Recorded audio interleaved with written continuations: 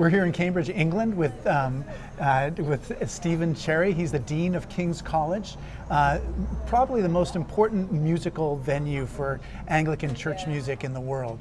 We've just had a wonderful supper together, and I just was thinking so much back to the beginning of COVID. Our music, Canon for Music, was in despair about just the COVID would be the end of choral music, that there would never be another chance for human beings to sing in quite the same way. And I wonder if you can talk a little bit about your experience of COVID, just as we started to realize just how serious a problem it was for choral music. I think when you think about the seriousness of COVID, you have to think really broadly, and I think I want to go just immediately back before COVID came here, when it was in China, and I remember being in the chapel and we were praying about it, and in a way irresponsibly, I think, because we were thinking it's a problem that somehow or other won't come. Far away. But I did say to someone in China, actually, we're praying, we're worrying about China, and she said, you need to worry about the world. Right. A Buddhist nun, actually. And I thought that was quite a salutary thought. But when it did come creeping in our direction, and of course things were closed down, I think we were covered with anxiety and uncertainty.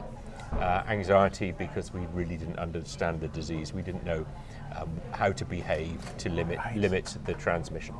And then of course it became apparent that singing was thought to be a way of really transmitting the disease very quickly.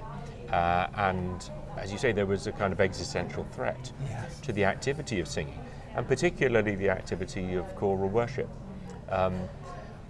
Obviously, we now moved a long way beyond that, and people are singing happily in each other's company. But I think the main question, Malcolm, what you said that I'm thinking about here is the existential threat to the kind of singing that involves children and maybe young adults. Right. Because the way in which we speak about it here at King's is that what we do is a product of relentless commitment and education. Formation day in, day out. My summary for this now is that it's a momentum model. Right. And so the boys who sing solos sing on a big occasion. There's obviously 16 boys who sing. Most of the music is carried by the top 5 or 6 of them. Yes.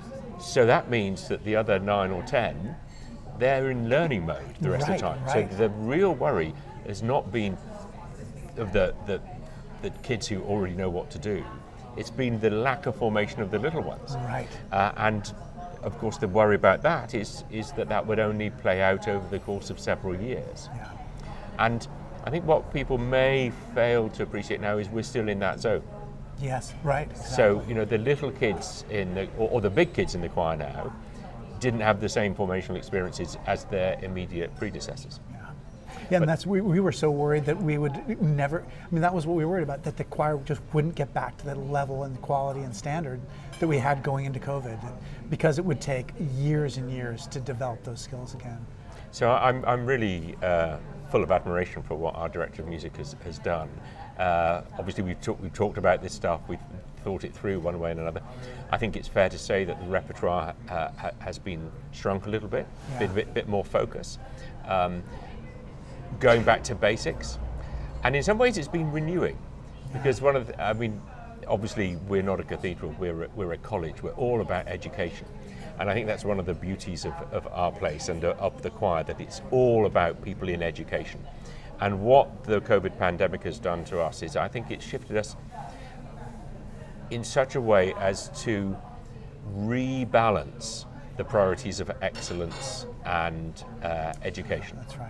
And it's not to say we've pushed the excellence down, but I think we really understand that there's the education that makes for excellence is also part of the excellence. Right, exactly. And that's completely the same with us. We have pared down our repertoire just for all those reasons. One of the wonderful things about being in London is the bookstores. The bookstore across the street from our hotel has your books in it. Oh. I wonder if you can talk a little bit about just being a scholar and a writer, and how you balance that with the ministry that you do at King's College. Yeah. Well, most of my ministry hasn't been in an academic environment, so I think of myself but primarily as a pastor, I suppose, who finds myself in interesting situations. But I would say that I feel a fairly deep vocational call to write, and I'm a curious person, but the scholarship is secondary to the writing. Yeah. In fact, when I was writing my first book, which is a book called Barefoot Disciples, I went through a process when I was writing it of realizing, and I articulated, I think what I'm called to be is not theologian so much as a writer. Yeah. And that was quite a liberation for me, and it was to do with putting stuff into words that are that's truthful, valuable, resonant, motivating, inspiring. Yeah. And preaching is that, of course, but, Yes. writing isn't just sermons written down. Right. It's something that people can experience in a spiritual or quasi-spiritual way, in a degree of privacy at their own pace and time and so on. But it is difficult to carve out the time, to do the reading, to do the thinking, the drafting, the editing. The word writing is such a flippant word. It's as if there's a blank piece of paper, Right, then put suddenly words there's a on full it. piece of paper. Exactly. No. It's a massive process. It's a lot of crossing out. But I think it's really. I feel good about doing it. I feel on some occasions completely demoralized and deflated because I don't know quite how it's going to go.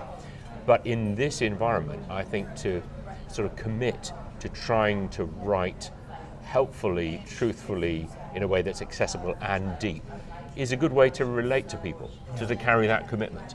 And so I feel very serious about the time I contribute to that, as serious about that as I do about the time spent doing liturgy, being pastoral, and doing administration and so on. Yeah. I think it's an important, those are the kind of four things I do, you might say.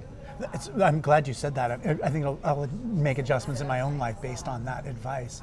It's funny because I do also feel I'm part of the American Academy of Religion, and there's such a great scholarship that's being done, but it's without the commitment to being able to reach people that you described. I think that's one of the problems that we have with the Academy is just not taking the writing seriously enough. But anyway, I'm so grateful for this chance to meet with you, and thanks so much for talking with us. My name is Malcolm Clemens Young. I'm the Dean of Grace Cathedral in San Francisco, California. Thanks for watching More Good News. You're great.